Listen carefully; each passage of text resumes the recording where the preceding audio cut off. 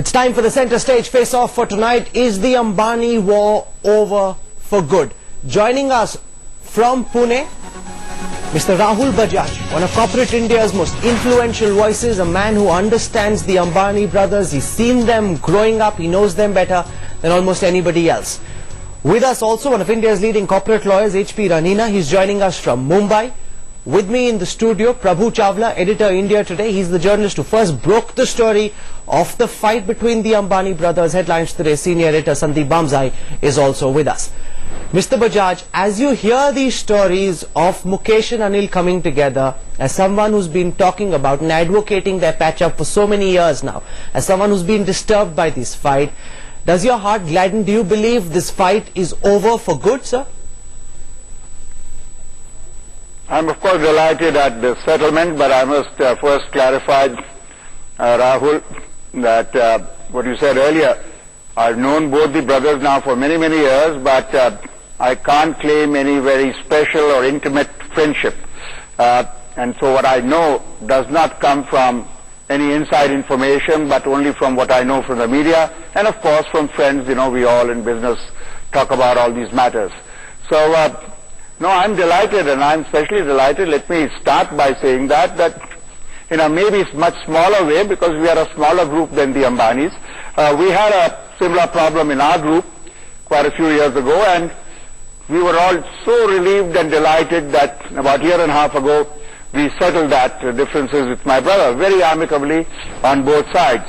So from all that I hear, obviously everybody has to be delighted. Apart from investors in those companies of both the groups, the economy, they were, you know, what happened in October 2008 in America about the banks, they were called too big to fail or too interconnected to fail. Here this was a group which I believe individually also, leave alone together, too big to fail, and there was no question of failing, so I would say too big to fight individually. So everybody benefits, and if I may also say that the only one who may not be happy, and I believe, and I don't know, there would be very, very few people, you know, all of us have friends, and we have those who are not that friendly to us. So there are those who are not that friendly to either Mukesh or Anil, and they are both gracious enough to call me Rahul Bhai.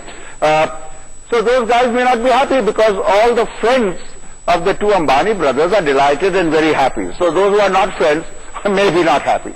Well, I also hear, if I may add before you go to your other panelists, that I hear some rumors, yes, it's a patch-up, it has to be done, there was government pressure, ministers' pressure, but dil se ek ho gaye hain kya?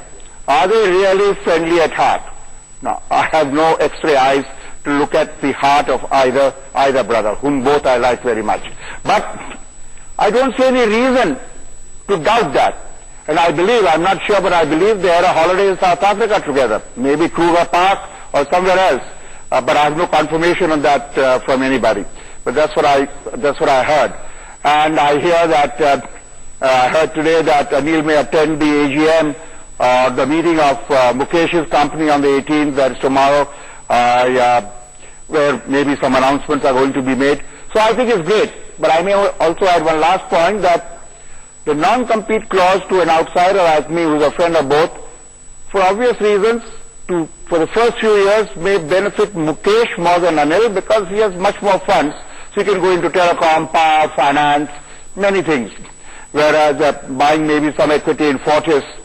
Whereas Anil may have to wait for some time, generate those funds, and then take advantage of removal of the anti-competitive clause barring the gas-fired power projects.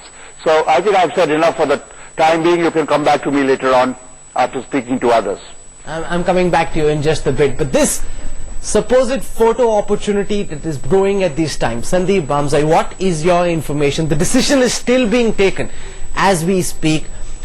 If Anil Ambani and Tina Ambani were to be present at the RIL AGM tomorrow, it really would signify the coming together, the public coming together of these two warring brothers. But a lot of people are also saying there's no real reason for that. This rapprochement is happening nonetheless. So as of now, as we bring our viewers this broadcast, what are the chances of there being this public Kodak moment?